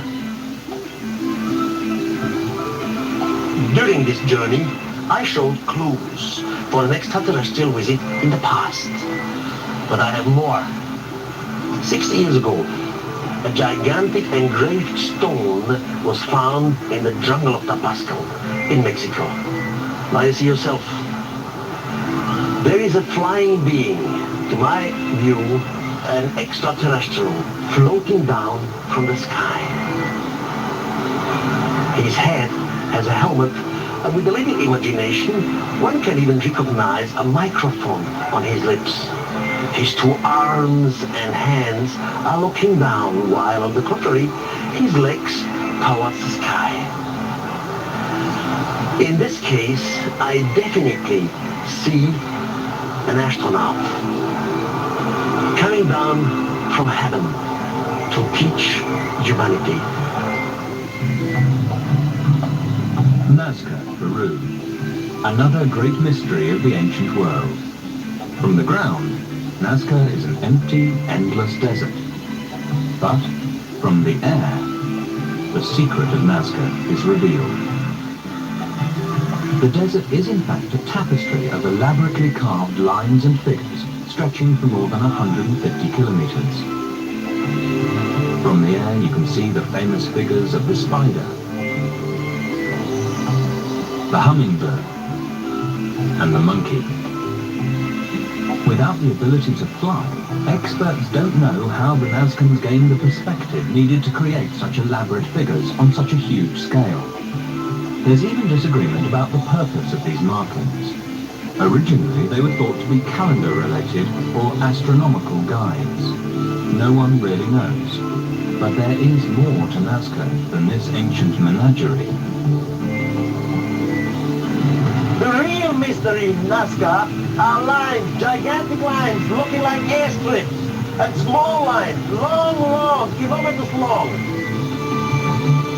One of these lines extends 30 kilometers to the horizon. A giant mountaintop has been sheared off, leveled, and then scraped clean to create an impressive avenue. Von Daniken's question is, why? Did the ancient Nazcans need runways for some kind of flying machine?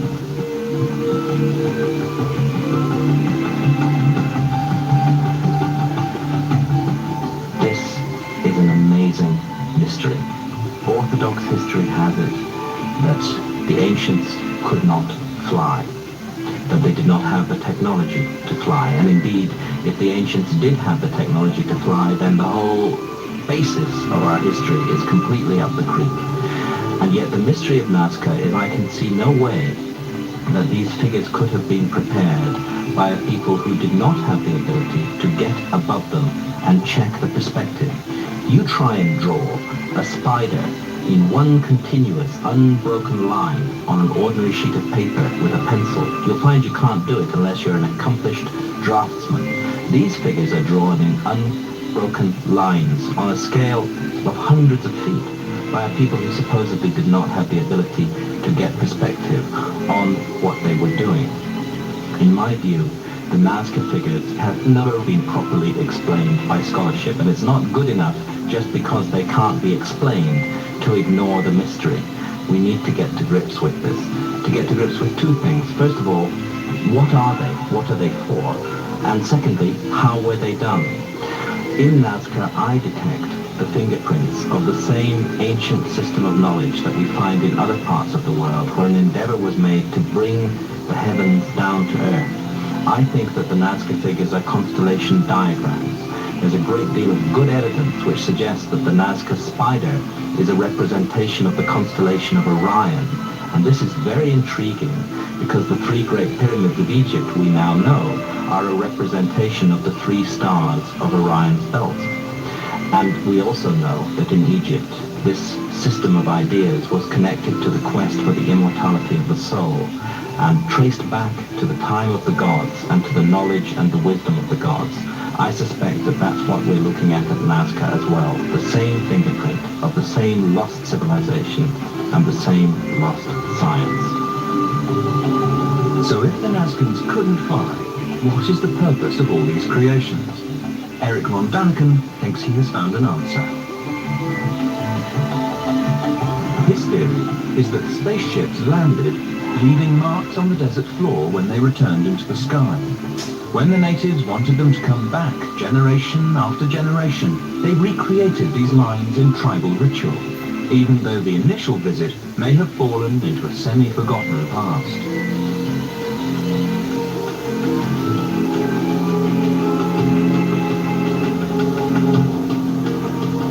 There is one more clue that the ancient Nazcans may have had a close encounter with extraterrestrials. The figure of El Astronauto has watched the skies over Nazca for over 3,000 years. Could this strange-looking image be linked to a primitive but friendly society and their unearthly visitors?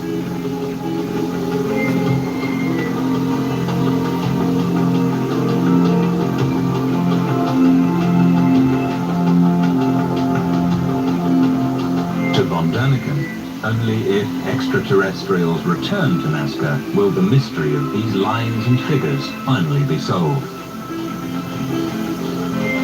If some kind of flying machine or Vimana did visit the Earth in ancient times, one can imagine the terror some people may have felt in their presence.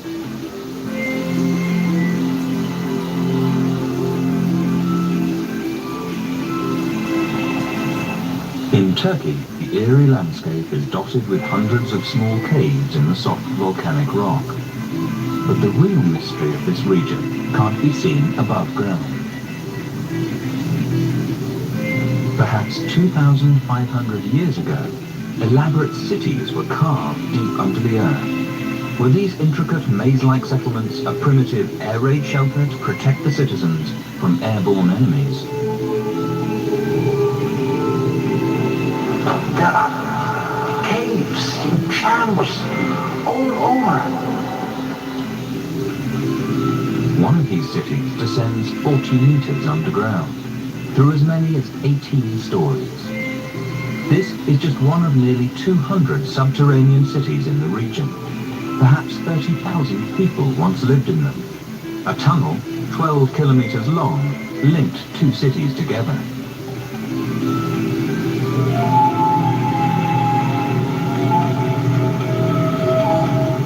The underground cities have been used for many different purposes over the last 2,500 years. Eric von Daniken wonders why generation after generation sought refuge beneath the earth. If fleeing an invading army or religious persecution, frightened citizens could have hid in the mountains above ground. Why did people burrow a labyrinth of subterranean chambers underground? What was the true purpose of these cities? These people were hiding out, afraid of some enemy. But all this doesn't make sense. Any enemy could simply come in here while they were sitting in a trap. It must have been an airborne enemy. An enemy from the sky. From Stonehenge in England to hundreds of other sites throughout Europe, Asia and the Americas, there are ancient structures made from giant stones, called megaliths. At least 7,000 years ago, our ancestors created thousands and thousands of stones, and they arranged them in lines, straight lines for miles and miles.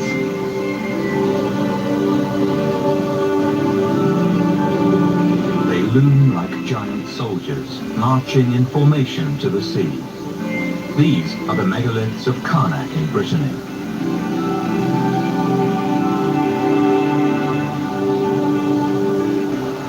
There is a great deal of controversy about the age of these menhirs in Brittany. Here, we finally have some proof. These stones go into the water and underwater. In fact, there is a whole stone circle underwater. This finally proves that the stones were here before the water was here. And that was 8 to 10,000 years ago. Now this is the largest megalith ever moved in ancient Europe. It's man-made, cut, as you can see. Once the whole piece was over 60 feet, and its weight was 350 tons. If these giant stones were moved and arranged 7,000 years ago, they would be among the oldest creations on the planet. But were they created by human beings? At that time in human history, our ancestors were still hunters, struggling daily for survival. Their tools were primitive, and the wheel had not yet been invented. How were these thousands of stones transported, and what was their purpose? Until today, archaeology has no answer for this mystery. Well, since we have computer technology, and since we know how to fly, we might have an answer. Erich von Däniken reveals his theory that, based on aerial reconnaissance, the builders of these alignments had a sophisticated understanding of geometry, triangulation, and Pythagoras theory. But these stones were arranged 4,000 years or more before the Greeks supposedly invented geometry. Erich von Däniken wonders who taught the megalithic builders such knowledge. He believes that extraterrestrials came to Earth and encoded a message in the stones of Karnak. What is this message? We just don't know.